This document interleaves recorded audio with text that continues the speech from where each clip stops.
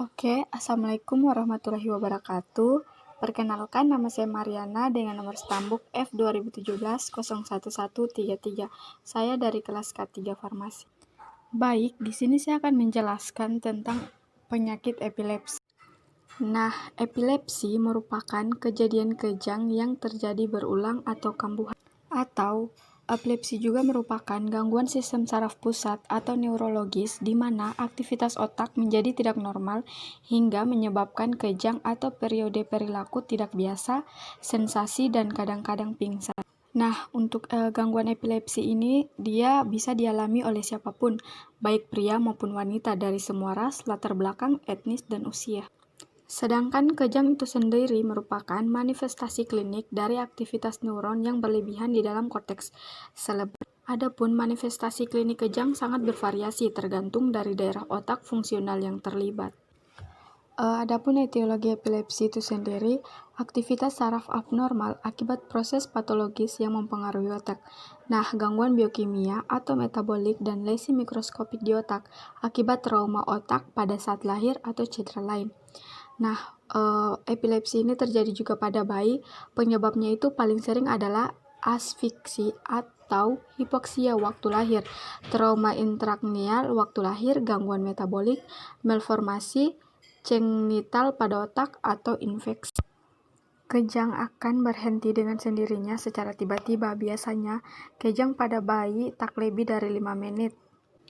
Nah, selanjutnya pada anak-anak dan remaja, mayoritas adalah epilepsi idiopatik pada umur 5-6 tahun disebabkan karena febril. Pada usia dewasa, penyebab lebih bervariasi, idiopatik karena brain trauma atau cedera kepala dan tubuh. Baik, patogenesis pada epilepsi itu dia kejang disebabkan karena ada ketidakseimbangan antara pengaruh inhibisi dan aksitatori pada otak. Ketidakseimbangan biasa terjadi karena pertama, kurangnya transmisi inhibitori, contohnya setelah pemberian antagonis GABA atau selama penghentian pemberian agonis GABA seperti alkohol dan benzodiazepin. Selanjutnya, meningkatnya aksi eksitatori, yaitu meningkatnya aksi glutamat dan aspartat. Selanjutnya, klasifikasi epilepsi. Nah, berdasarkan tanda klinik dan tanda EEG, kejang dibagi menjadi kejang umum dan kejang parsial atau vokal. Kejang umum atau generalized seizure jika aktivasi terjadi pada kedua hemisfere otak secara bersama. Pada kejang umum, gejalanya itu dia terjadi pada sekujur tubuh dan disebabkan oleh gangguan yang berdampak kepada seluruh bagian otak. Sedangkan pada kejang parsial atau vokal itu dia otak yang mengalami gangguan hanya sebagian saja. Kejang umum terbagi atas tonic-tonic convulsion atau grand mal. Itu dia merupakan bentuk paling banyak terjadi. Pasien tiba-tiba jatuh, kejang, nafas terengah-engah, terus keluar air liur, bisa terjadi sianosis, ngompol, atau menggigit lidah. Terjadi beberapa menit, kemudian diikuti lemah, kebingungan, sakit kepala. Sedangkan pada absensi atak atau petit mal, itu dia jenis yang jarang. Umumnya hanya terjadi pada masa anak-anak atau awal remaja. Penderita tiba-tiba melotot atau matanya berkedip-kedip dengan kepala terkulai. Kejadiannya cuma beberapa detik dan bahkan sering tidak disadari. Sedangkan pada myoclonic seizure biasanya terjadi pada pagi hari setelah bangun tidur. Pasien biasanya mengalami sentakan yang tiba-tiba, jenis yang sama tapi non-epileptik, bisa terjadi pada pasien normal. Sedangkan pada atonic seizure, dia jarang terjadi.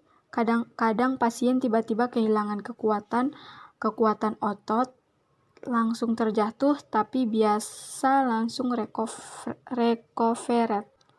Sedangkan pada kejang parsial terbagi menjadi simple particle seizure. Biasanya pasien tidak kehilangan kesadaran, terjadi sentakan-sentakan pada bagian tertentu dari tubuh. Selanjutnya ada kompleks partikel seizures. Pasien biasanya melakukan gerakan-gerakan tak terkendali, gerakan-gerak seperti gerakan mengunyah, meringkis, dan lain-lain tanpa kesadaran.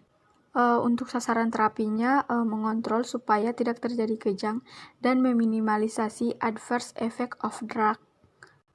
Adapun strategi terapinya itu dia mencegah atau menurunkan lepasnya muatan listrik saraf yang berlebihan melalui perubahan pada kanal ion atau mengatur ketersediaan neurotransmitter. Baik, selanjutnya untuk prinsip umum terapi epilepsi. Pertama itu monoterapi lebih baik.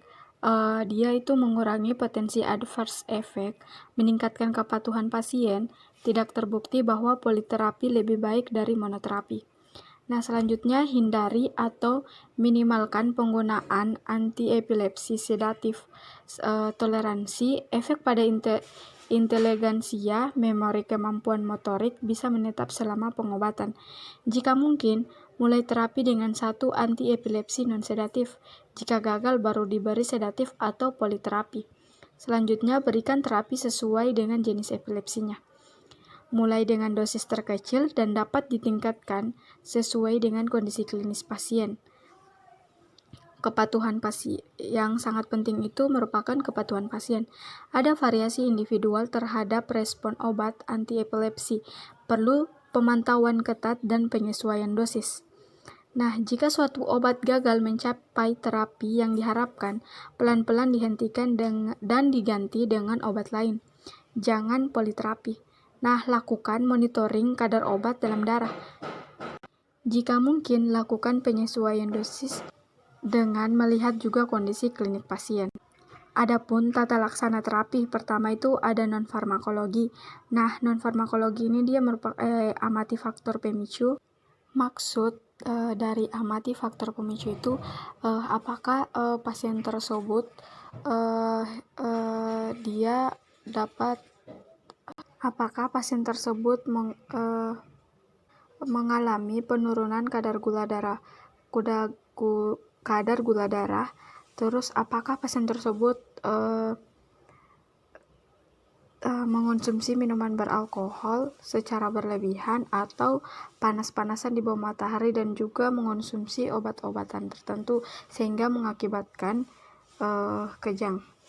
Sedangkan untuk terapi farmakologinya itu dia menggunakan obat-obat anti-epilepsi.